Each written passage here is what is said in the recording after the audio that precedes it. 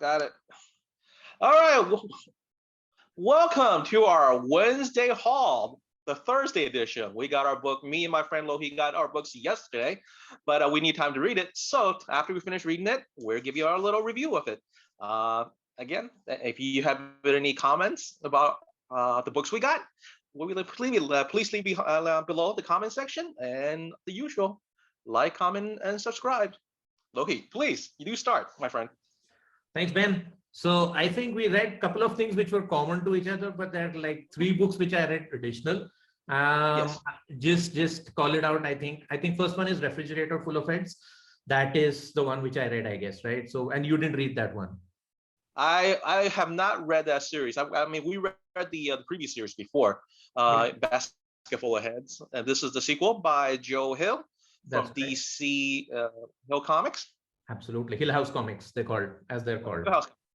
So Refrigerator Full of Heads is basically a direct sequel to Basket Full of Heads. And if you know Basket Full of Heads, minor spoilers, it basically deals with this girl who finds this Viking axe. And basically she has, and if she like chops off your head, then your body dies, but your head survives. So you can still speak, you can do everything, but you're just a living head. So that's the whole premise of Basket Full of Heads. Is this still the same, the girl from the first series with her Viking axe? So it's a direct sequel, and she does make an appearance, but it's more larger because while they focused on a single Norse artifact, which was the axe in the previous series, here it's shown that there are a bunch of these artifacts.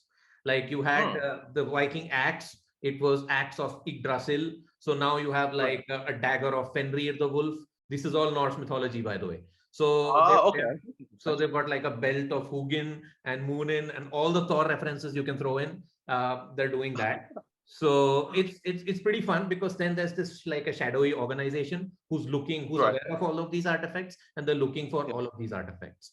So yeah, so the whole story, there are 2 issues out till now, and the issue is basically about of course this gang which is led by this woman Erica, and she's got all these gang members, and they're on a hunt for all these artifacts. But at the same time, there is this couple who like come to this town, this small town, for vacation, and they end up finding this axe, and then basically mayhem ensues.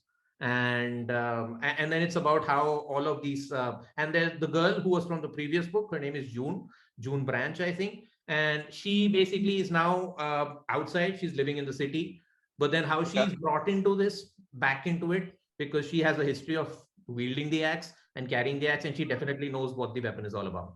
So it's all about this group, and that they're trying to get all the weapons together, and this couple who are new characters who are introduced for the first time in Refrigerator Full of Heads. So the thing is, do you need to read Basket Full of Heads before? Of course, it's a direct sequel. I mean, you can't just jump into issue 1, although you can, but you just need to know this basic premise that, okay, there was an axe. There are these weapons, which are like Norse-based weapons, and they're magic-based. They have these powers, basically. But I liked it. From a review perspective, I really liked it. It had the same vibe, the slasher 80s kind of vibe, which we dug Basket Full of Heads for. It's the same creative team. The artwork is pretty good, pretty decent. And the story wise also, of course, now we have more weapons than before. So it's exciting. And the best part about this book is that, so the weapon, it doesn't only work on humans, as in Basket Full of Heads, I think they only used it on all the humans. But this time they use it on a freaking shark. So they literally chop off the head of a shark, and it's like this. And then we got a head shark. Absolutely, and they torture people with it, and that's like a late night movie on Sci-Fi Channel. Absolutely, nobody Yeah, so I loved it. So I had all the 80s vibes of it and the slasher movie vibes, and I would definitely recommend it for whoever's reading it. And once it collects in the trade paperback form or hardcover form, whatever, collective form, I'm gonna check it out because I did like the Basket Full of Heads, and I'm excited about reading this one once collected. Absolutely. So that's the first book I read, and I kind of enjoyed. What's the other one which I read, which is on my list but not on your list? Did you read Blue and Gold? You have, yeah, I know. I don't read Blue and Gold. That's the Booster Gold and Blue Beetle book. That's correct. So who's Booster, writing that? That's written by Dan Jurgens, the guy who basically wrote a lot of Booster Gold, and he's doing a decent job. So basically, the whole this is issue number 4, and Blue and Gold is again, it's the team up between Booster and Blue Beetle, which basically started by Jeff Johns during his like New 52 era when he was writing Booster Gold, the solo series. This was after the 52 series. When he did the 52 series, then there was a Booster Gold solo series which Jeff Johns wrote, and in that he introduced this whole team bonding kind of a buddy cop thing between Booster Gold and Blue Beetle, and fans were like really excited about it. And I think Dan Jurgens brought that magic back in this this kind of, I think it's a mini series. I think it's 12 issues or something probably, and this is issue number 4. And basically, again, it's the same kind of camaraderie which you had in the previous series. So they kind of bounce off each other. So as you know, Booster is this like mega egomaniac kind of a person, kind of a guy. He's like, you know, I am the best hero ever and I know stuff. And he's all into corporate branding and stuff. He needs to sell himself. And kind of counteracting to him is Blue Beetle, who's Ted Cord, who's also a billionaire. He runs his own company, but he's a little bit He's it's not the second Blue Beetle. No, it's not Jaime Reyes or somebody. It's Ted. It's Ted Cord. So and I think it basically ties into Justice League International also. I think that's where the whole thing started. So that's the Keith Giffen, JMD Matthias run. So the Giffen run. Yeah. So it plays around those things. So they bring in a lot of Instagram because Booster is always like filming himself now. Because he has this robot Skeet, so he can live stream him on Instagram. And they're like, they show these comments from people like, oh, he's a hack. And somebody says that, no, Booster is my boy. And people going like, people talking about their lives because they live stream them fighting alien creatures in the previous issues. And so they've got a big fan following. And the Booster's main goal is basically to sell themselves and to get into the Justice League. But the Justice League is aware. Never changed over the years. That's still the same. That's still the same thing. But the thing is that I kind of like that though. You have to like bring back his original character, like the character that was developed back in the 80s, even to some point in the 90s, where Booster Gold is always the hero from the future, but he was still try to fit in to be like the man in the past, but he's always this B-lister. Yep. And they still always have this ego problem, a little fragile. They also have a little robot, tell him what to do, to help him build his. I remember he had oh god, what's his name? Had a little like an agent too from that. Oberon, right? Oberon, the little. Those are fun reads. So you like the series? So yeah, I'm loving it because of the fact that it's a little bit meta. It not the Facebook meta, but meta. So they don't take themselves too seriously. That's one thing. It's fun. And the Justice League thinks that he's too obnoxious, which he is. And that's how he's always been. And Blue Beetle is always like to, he tries and he does something, and Blue Beetle has to go and fix the problem. And it's that kind of a story. But in this one, specifically issue number 4, it's about they've started this company called Blue and Gold Restorations. So it's like Heroes for Hire, which Marvel, Iron Fist, and Power Man do. So it's like if you have a problem which Superman can't fix, then you please come to us. Like if aliens are like after you, or you've been abducted, or your girlfriend is like picked up by some evil maniac, you can come to us. We'll help you out. So they start this whole like an office or something, like this is their business, and they live stream it first to begin with, just to give people like what they're about, and then they're talking about this whole event, like the first time they met each other, like and Booster is like, oh yeah, I remember, I saved your ass. But then Blue Beetle is like, oh no, it was me, I saved you, it wasn't the other way around. So as you can see, I think on the cover you see that this is Blackguard, basically Pete Davidson from Suicide Squad. That's how he looks. So it's all about them facing Blackguard for the first time, and they kind of give a account of the story from both of their perspective. So Blue Beetle is like, okay, I came in, I saved the day, you were a new guy, and you did not know, how the Justice League International functions. So Batman asked me to look after you, and I did. Booster is like, oh no, I was the new guy, but because I was more powerful, because you don't have any powers clearly. So I was the one who saved the day, and you were the one who's in the back. And they start fighting on this whole live stream with billions of people watching. And this is to promote their. It sounds like a superhero version of the Odd Couple.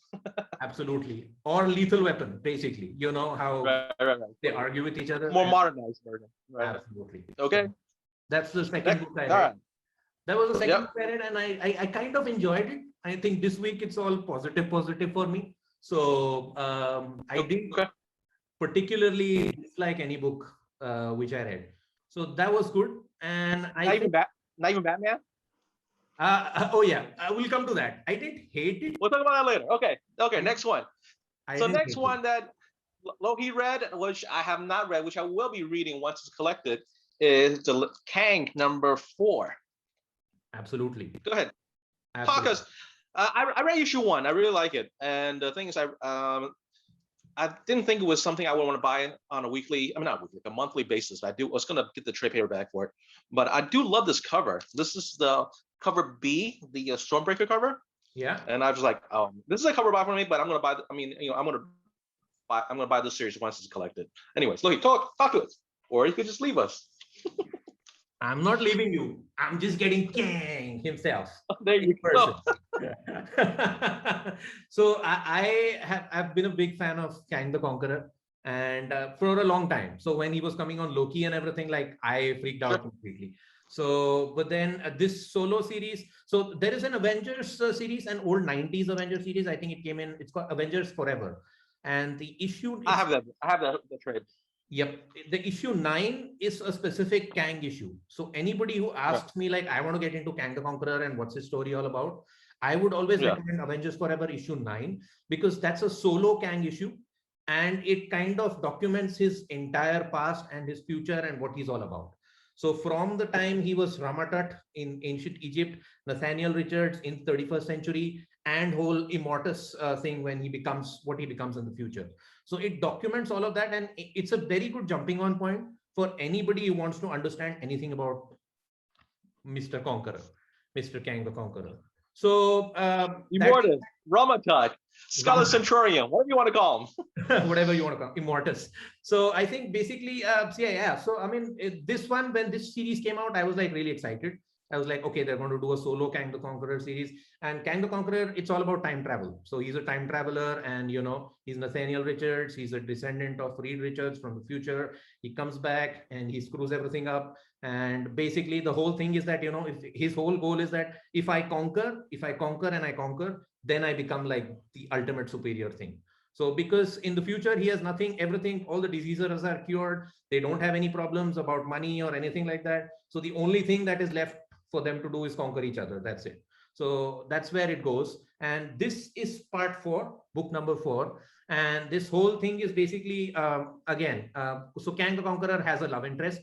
That is Ravonna Renslayer, as you might have seen in the Loki series also. She was there. So the whole issue begins. So every time Kang's Achilles heel is Ravonna Renslayer, because he wants to save her, but she ends up dying somehow, and he tries to prevent it by different means, tries to alter the time stream, but time kind of resets back to the same thing.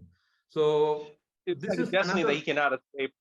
Yeah, he cannot escape his fate. So this is another one of those kind of books wherein Mr. Kang the Conqueror is again, he ends up in a different time. So the whole idea is that he's trying to, in book 1, Kang the Conqueror comes to his younger self, try to kind of groom him a little bit, that, okay, you don't need to do these mistakes which I committed. And so the younger self doesn't like the older self. He kind of escapes, and then he grows. He goes to ancient Egypt, where Rama-Tut basically uses another version of Kang, kind of overpowers him. And I read the first issue. What I really find interesting was what I find interesting was in issue 1 when they introduced Ramona. She introduced her as the original Moon Knight. Remember that? That's correct. That was really cool. I thought that was a very interesting touch in that era. Khonshu is an Egyptian moon god deity, so therefore she's the moon priestess. and therefore she is Moon Knight. So Moon- I like the connection. I like when everything falls into place. So we'll be talking about the new in a little bit too. I like that book. Oh, I'm not going to let that go. You know my feelings about Moon Knight. So this is Gone Honey, which the gang make fun of me for buying. This is the only book that I bought and read that Lohit did not. It's by Titan Comics. So we introduced us new. Well, the character is Joanna. She's very got this a female James Bond feel to it. What she does is they call her Gun Honey because she can sneak guns into like maximum security prisons and stuff like that, and help people. Whoever hires her to do it to come in kill like a criminal or like somebody they want to get rid of. So in this issue, they she's the government tried to get her to work with them, and she doesn't want to do it. And then things start happening, and I actually wanted. Originally, I bought this because that the first issue had that really awesome Adam Hughes cover, right? You remember that I showed you? Yeah. And that was a pure cover buy. So since I bought it, I was like, all right, I'm gonna read it, and I really liked it, because I like the premise, and the storyline was very interesting. Now this does have nudity, so younger children should not be buying this, and hopefully whatever comic strip they should not be selling to kids or Tanner. So in this issue, what happened is she had her dad had 4 kids, 3 older brothers on her. Her older brothers were trained like assassins and stuff like that, and she was being trained as like a runner type. So she goes to like delivery ship. In this issue, basically, actually, doesn't really matter. I spoil it. A family member. She's not a major spoiler, but a minor spoiler is fine. All right. So the family member that she thought is long gone has come back to her, and they're united and try to do go to a common cause. So this is not something I would really usually read, but since I bought the first issue and I really liked it, I'd rather the next 2 issues have been fun, and I do recommend it. And once this goes digital, do they sell Titan Comics in Germany? Nope, we don't get that publisher. At least in Frankfurt, we don't get that. So I can buy a digital one on Comixology. That's the reason why I didn't get it. I am intrigued. Right. I have seen but we do get like the collected editions from Hardcase. Sure. I have seen those. Right. I'll pick up some of the older ones, but the newer ones in single issues we don't get that. In single issues we only get like DC, Marvel, Image, and Dark Horse. Okay, yeah. Once it's collected into the story's finished, published in a trade paperback form, and you could get it. Do check it out. I think it's a good read. It's a good read. This is issue the artist 5 or what? How many issues is this, Benji? I think this is 6 issues, but don't quote me on it. I'll double check later. Okay. But this is issue 3, so we got at least 3 more months to go before the series is over. Usually Titan books are around like 5-6 issues stories, anyway. And you don't need to know a lot of background because these are like self-contained stories, so you can just jump in. No, you need to be from issue 1 because it's the same. It's Joanna as the character that starts, and that's her story you follow. Okay, so you need to, but do I need to read any other Hardcase title before this? No, they're not connected. No, they're not connected to any of the Hardcase. They're all individually. Okay. Like the girl who tied up Houdini, or the girl that electrified Tesla. They're all. So those are the ones which I found in collected editions. I haven't read them. Oh, yeah, okay. I can find them. I'm going to get them. So cool. All right. Let's go to book that we all. Let's go to book that we all read. So which one you pick? Let's start with Batman, or do you want to leave it for the end? All right, let's pick the worst one. That's fine. This is our Batman. Kind of the worst book we read. Batman 117 by James Tynion IV, a very, very good writer. Unfortunately, not for this. Now, look, I think I wasn't disappointed by it, but then I was never excited for it to begin with. Like after Joker War, everything has been kind of going on the down low, and then the announcement comes that okay, I'm doing Substack now. So I was like, okay, his heart is not there probably in DC Comics anymore. So I'm not sure, like, because I was never very enthusiastic about Future State or Fear State to begin with. I know he introduced all these new characters, Miracle Molly, Ghost Hunter. So yeah, Ghostmaker. Yeah. So you see, I don't even know the character because no interest. But then it's Batman. So, somehow you get into it. And how I got into it is because of the Fear State tie-ins with Nightwing and Bad Girls, because I was into it. I was digging all of that part. And because of that, I read all of this. But I was never like too hyped for it. So it's ended now. And that's okay for me. I didn't like, I had no expectations for it. So it just ended. It just is over. So I'm kind of okay. Let the new creative guys come in. Let Joshua Williamson come in, do something new, and we'll see. Right. That's basically my thing. Well, my take, once again, I thought so. I really like Tynion as a writer, and I like Joker Wars too. And after that, originally his run supposed to be with Batman supposed to end after Joker Wars, but I guess it was selling well, so DC extended his contract. So he did the Fear State thing. And when he introduced Ghostmaker, I thought the character was very interesting. I actually like Ghostmaker. Same thing, Miracle Molly. That's one of the few things that positive thing about this run is that the character he introduced, Punchline thing is a little bit overhyped, but it's not a bad character. And this, I'm just glad, like, it just finally Batman doesn't really do anything in this series until this last issue. I know there's Fear State, Omega, whatever it is, that's coming out in 2 weeks. I'm supposed to put that's the final chapter of this thing. And I know that Tiny is supposed to use this to DC have him use to set up for Future State. Anyways, did you like the Joker War arc? The Joker War arc? I did like Joker War. I thought Joker was good. That was good. That had a build up. Yeah. It had a new character in Punchline and all. They introduced her in Batman 89. I have that issue, the single issue copy. Yeah. And so yeah, that was good. And it was building up to something. They had this whole architect thing, like he interviews Two-Face and Penguin and Joker and Selina Kyle. I was right. I thought Joker was much better built than Fear State. Yep. Actually, another positive I was like is the design for the Scarecrow. I really like the design for the Scarecrow. Yep. I think it looks really creepy. I think everybody liked the artwork. Jorge Jimenez. Artwork's one of the redeeming value for this series. Absolutely. But yeah, I just thought like this series drawn on way too long, and then of course, one of my complaints that the other crossover issues had to be part of it, and whatever original storyline they were going through had to take a break, which lead us to Nightwing. Now you talked me into buying the Tom Taylor Nightwing, right? And I love it. I should have listened to you on week 1 and bought that first print. Now it's worth like $20, and whatever. Anyways, I should listen to you. And Nightwing was going really well when he's in Bloodhaven, dealing with his sister and the Blockbuster. That stuff is great. Now because of the crossover, he has to move to Gotham. I have to deal with this Fear State thing, which kind of took the little bit of the momentum away. Now this issue, of course, Batman, Nightwing, and the crew has to take down the airship, and I thought it was a very fun action-filled issue. It is, but then again, it was too convenient. Okay, they have the magistrate, who are basically the antagonists in this one. They have like this sky-based one, which is like this floating ship, and they monitor everything and everyone from there. And all the Bat family has to do, and Batman is not there in this one. It's just Barbara Gordon and Dick Grayson and Cassandra Cain and Stephanie Brown and Brown. Yeah. So all of them, all they have to do is like cause some shit.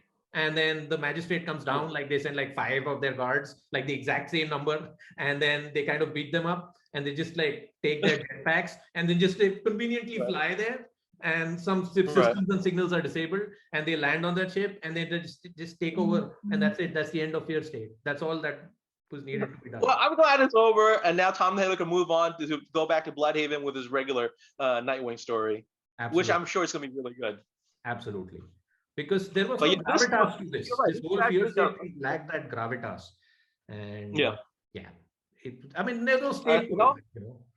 Also, this seems like a setup for the upcoming Batgirls series too. I am digging that. I am digging that. Because... Okay, I'd like to hear what you have to say about it. Because I will not be getting that until you tell me it was good, and then maybe I'll pick it up afterwards. So my thing with Batgirl started like I'm a big Barbara Gordon fan. So even like on my phone, if you see, I have this big Barbara Gordon picture. So I am a big Jason Fabuk fan. I'm a big Barbara Gordon fan. So I've been, and I've read like the Gail Simone. I have the Omnibus. I've read the New 52 run.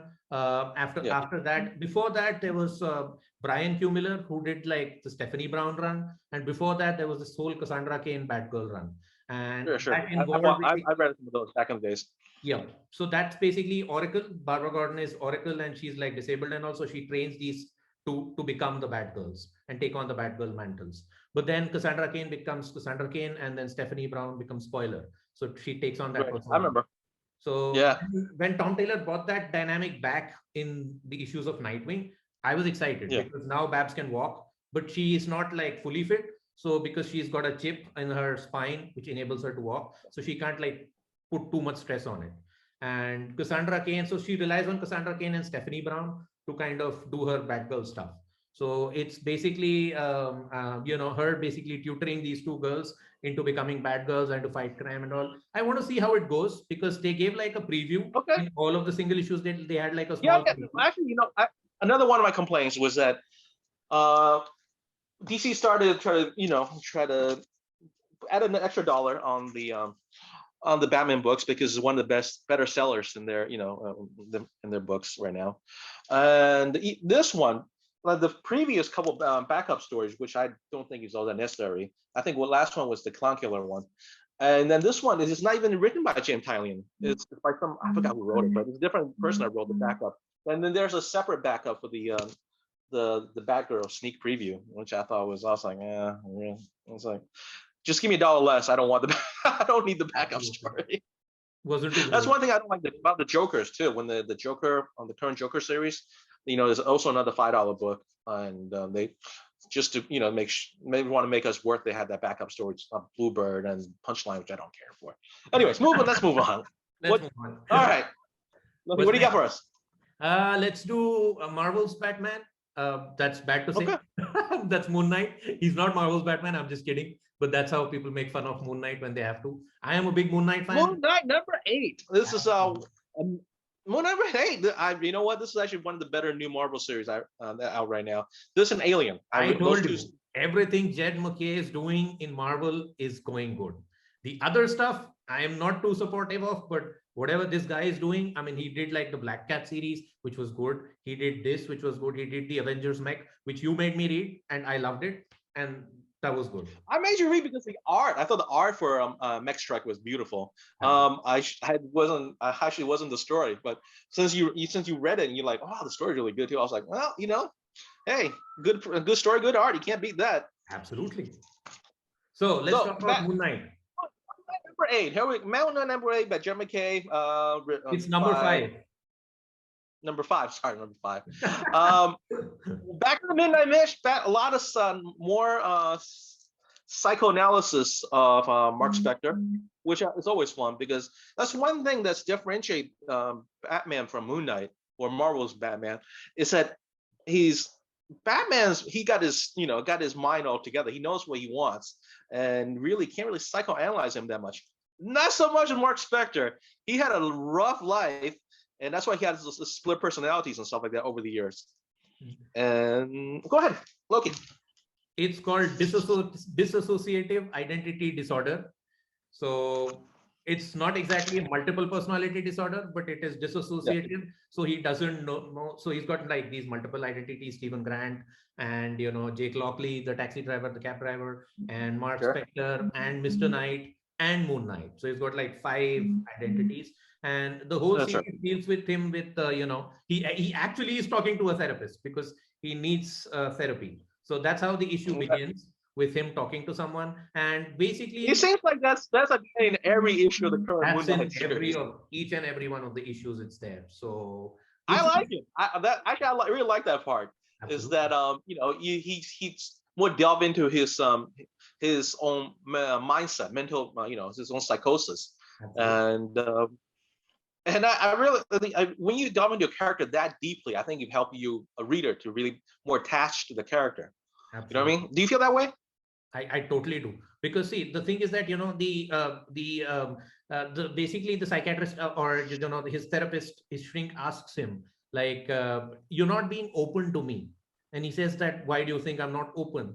Because she says that, okay, because you're only open as Moon Knight, because you're clear on your vision that, okay, I need to protect the travelers of the night, blah, blah, blah. And I need to be the superhero. I need to help people.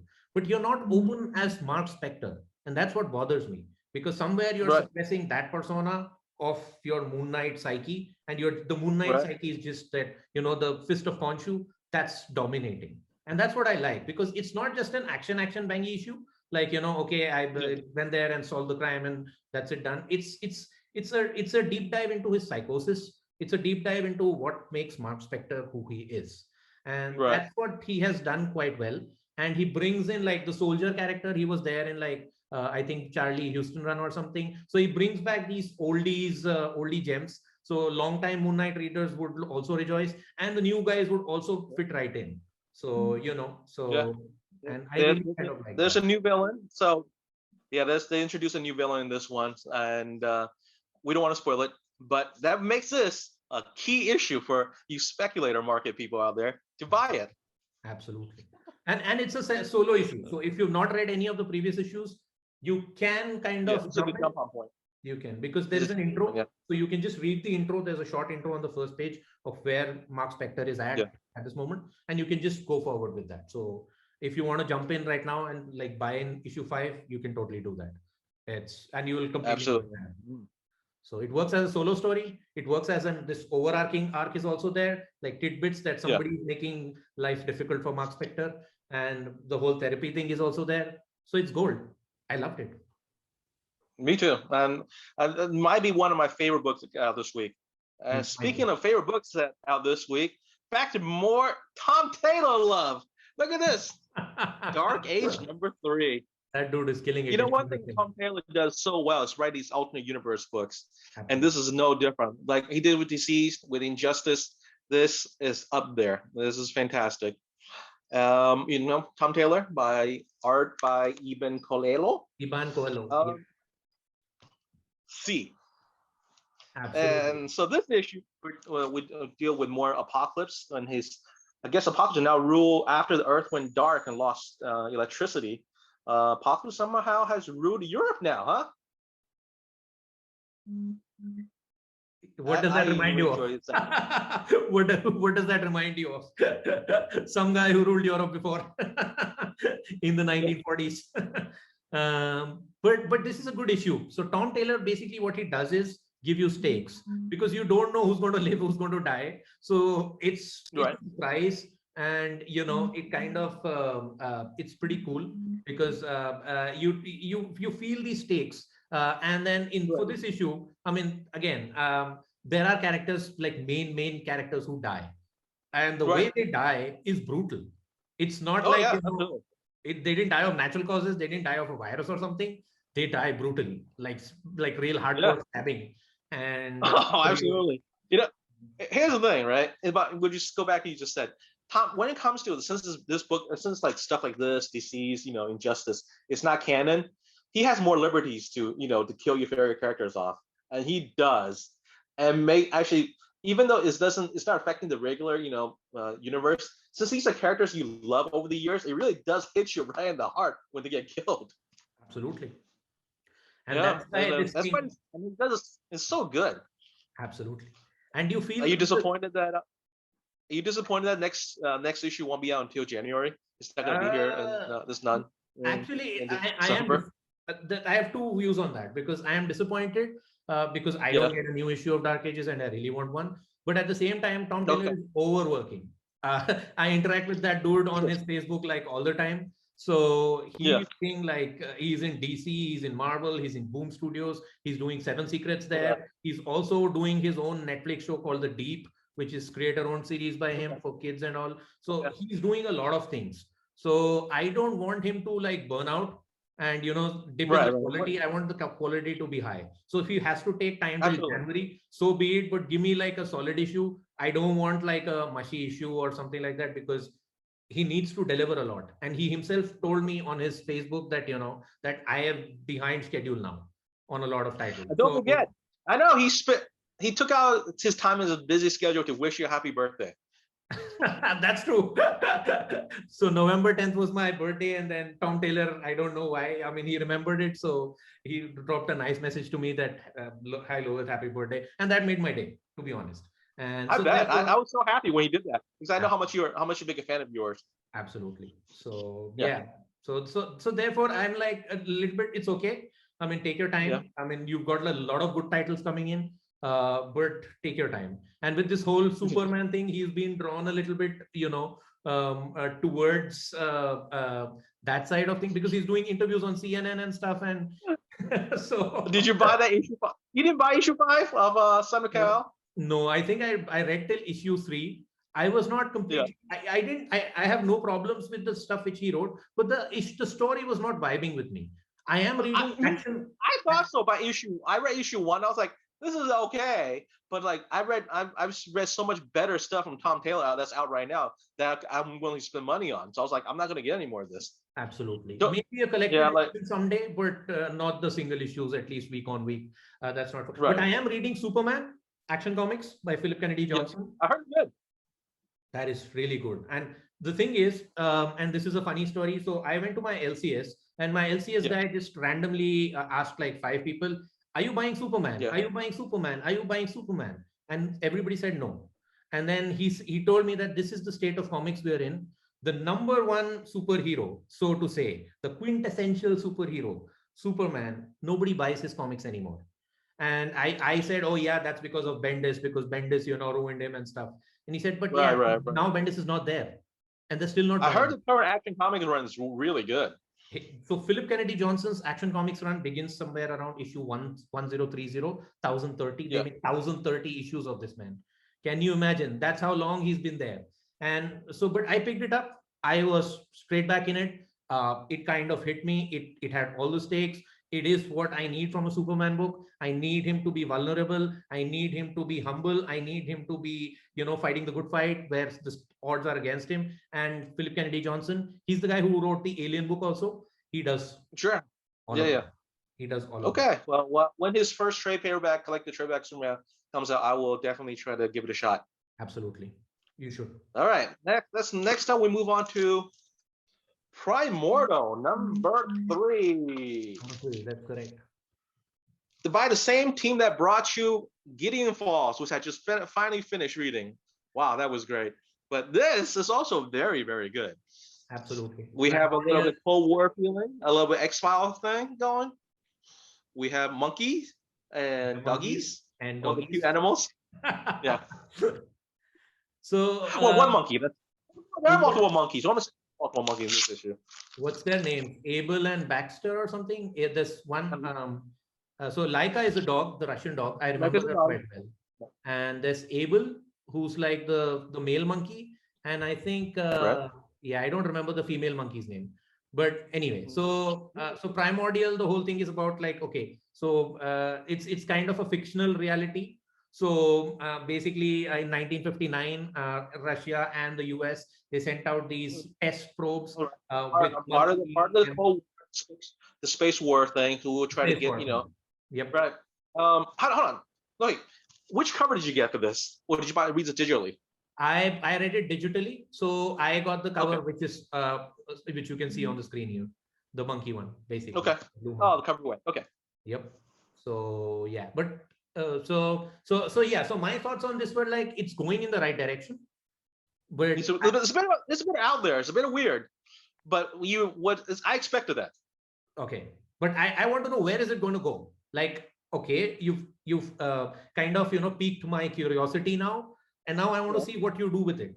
So the dogs, the part in the space part with the dog and the monkey, that's okay, but that didn't grip me as much as the the human part, the Russians, the Russian lady part and the American scientist part. It didn't grip me as much as that. Gripped me a little bit more because they were trying to escape and the KGB's after them and they're running away.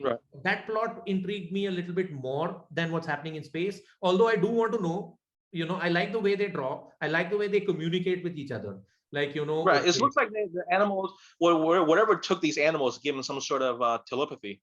But I think here's one thing that we don't want to spoil too much. The two dogs and the monkey able to talk to each other, or communicate with each other telepathically. But there's the smaller monkey, right? Yep. That can't do it. That can't do it. Right. So that's a little bit weird. It's about maybe I don't see. I don't really know about animal brain size. Is it because the small monkey has smaller brains? But monkeys' brains are more like humans, right? They're more developed compared to like a canines. So I don't know where they're gonna go. What Jeff Lemire is gonna go with this about maybe when the smaller monkey gets a bit older, you'll develop telepathy too. It's gonna be interesting. See where it goes 5 issues from now. 10 issues from now, where will the animals be back on Earth, or will maybe even the scientists be in space and meet these aliens. Absolutely. It's I don't know, this direction for this book is I can't tell right now. This is a lot of ways this book can go. Exactly. So Gideon Fall issue 3, I was hooked in. I knew where we were going. I know what the direction was going to. I knew something. I didn't know everything. I don't need to know that, but I was hooked in. I knew the world. I knew where we are going. I knew who were the main players. Here, I'm still a little bit okay. I know a little bit, but I don't know where. I just know that I like it. I liked it. I did. Yeah. I liked everything I read this week. Batman was a little bit kind of a downer, but then the rest of it, I did not, like I said, I did not hate it, to be honest. So, so I'm looking forward to Primordial. I will pick up the next issue, but I don't know where it's going. Me too. One of my regular Image book buys right now. That's good. All right, next one. We'll go back to James Tynion IV with Nice House on the Lake #6. The last issue until March, April, May, whatever, whenever. We don't know what's going to come out. Hopefully sooner than later, because this issue was a doozy. A crazy turn of events, a lot of revelations. I'm a little upset that I'm not going to get issued in the next one, because they left on such a huge cliffhanger too. So basic premise, we have for those who read, there are a couple. Walter is the main character. He brought a bunch of friends to this beautiful lake house, and then end of the world came, and they're the only one that he's choose to save. Then whatever they wanted, then he comes. So are they in the Matrix? Were they? Did you take the blue pill or the red pill? That's the question. No, but see the thing. This issue, man. Wow.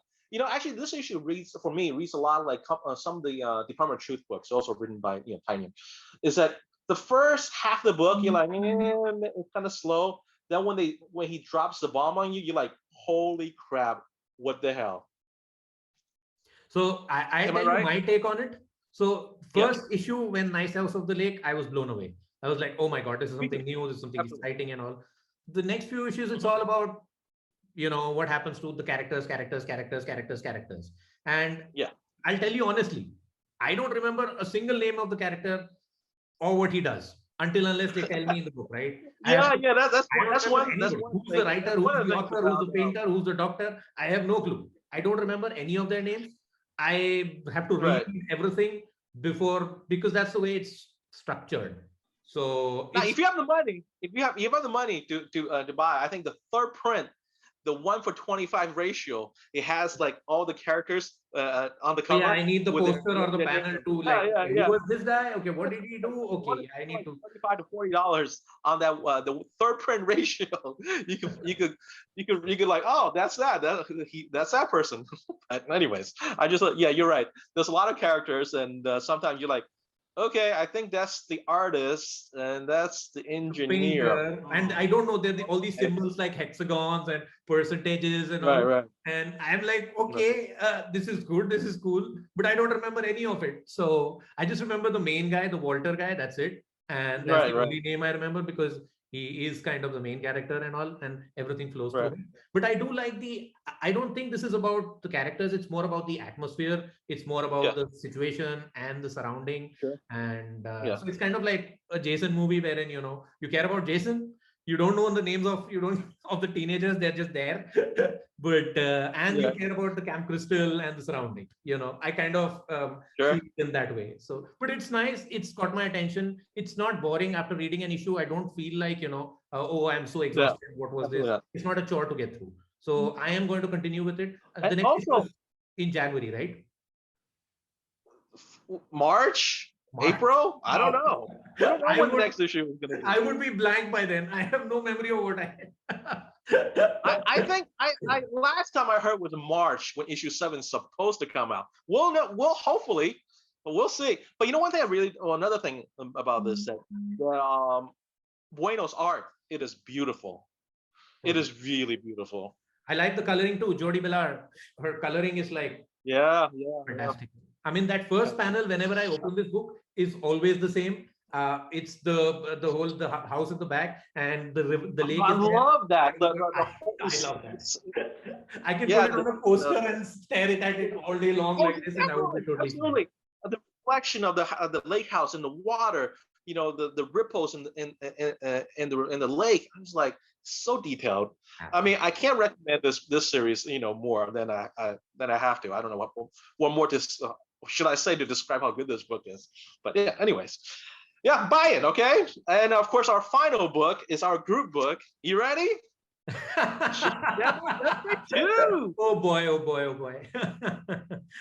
This is my Aftershock. Absolutely. Look at this cover. Look how blue it is. It is gorgeous. It is very beautifully done. Brian Bucelato, and who's the artist? What's the name of the artist? Hayden Sherman. Hayden Sherman. Yeah, he does a good job. And I'll tell you honest, this book gives me like a lot of Breaking Bad vibes, you know, where like there is this protagonist who's not like who's not the smartest guy in the series, but then you know he's lucky, and sometimes it's just all circumstances. Exactly. Everything's all circumstances. Situational and circumstance and all. But the way they pull it off, you know, you want to know more. Like, okay, what's next? What's happening next? Yeah. So it's like a Vince Gilligan show out there, like Better Call Saul, Breaking Bad, and I am loving it. And this was my first book from Aftershock. I have never read anything from Aftershock before. This is the first thing. I picked it up digitally on your recommendation, of course. But have you not read what do you call it? Donny Cates's Baby Tooth? No, I haven't. I've heard of it, but it's really good for horror read. I've read the Image book. What's that? Redneck. I've read Redneck. Redneck's the vampire book. Yeah. So back to Chicken Devil. So the premise is this guy whose family got killed because his partner, who co-owns the fried chicken place, had made a deal with these mobsters about some heroin deal that went wrong. So apparently his partner stole the heroin, and then these mobsters want the heroin back, and unfortunately, his family had to pay the penalty of dealing with mobsters. But this issue they actually did a little. And that's the best part. You know, the satire in it is so the irony in it. You know, this dude has lost his family. I mean, his kids died, his wife died, for heaven's sake. But you still want to, you don't pity him, but you want to laugh with him because the situation is so funny. Like, I'll tell you my best moment of Chicken Devil for this issue. It's when he shows up to his friend's apartment, to the motel or something. He's going to meet him there to the motel. And then he shows up in his whole Chicken Devil costume. And his friend opens the door and he sees this guy in a Chicken Devil costume. And he's like, hey, what's wrong, bro? He's like, I wanted to cover myself so that nobody follows me. And he says, and by dressing like that, you think nobody's going to follow you? That kind of cracked me up, man. I was like, this is a really fun. I mean, if you like crime comics, this is a good one. Also, the unintentional comedy in this is also superb. Absolutely. Yeah. So if anybody watch this, we also recommend Chicken Devil. If you go back and get issue 1, do it. I think there's a second print that came out not too long ago too, and then issue 2 came out this week. Anyways, so that is our also. I bought Shang-Chi. I haven't read it yet. I'm sorry, but I bought Shang-Chi. I'll get to this later today. I have heard mixed reviews on Shang-Chi. A couple of friends of mine who bought it. I think this arc is basically Shang-Chi taking on each one of the Avengers, like individually. Iron Man, he takes on somebody else. That's what I heard. And I think in this one, I don't know who's on the cover. Who's he kicking? It's actually it's a combination of the Avengers. Fantastic Four. I got Wolverine down here too. Like I said, I haven't read this yet, but it's a great cover. Okay. but it's a good series. Especially this series. I thought the issue 1 was a little bit weird, but it picked up at issue 2. Anyways, so that is that. Lohit, thank you for this. We'll do again more of this our Wednesday haul again in the future. I'm not sure about next week. It is Thanksgiving here in the States. I know they don't celebrate Thanksgiving in Germany, but hope you have a great weekend when I'm not here. And that is that, everybody. Thank you for watching. Like, comment, subscribe. Have a good one. Thanks, guys. Bye. Thank you. Catch you in the next one. Take care.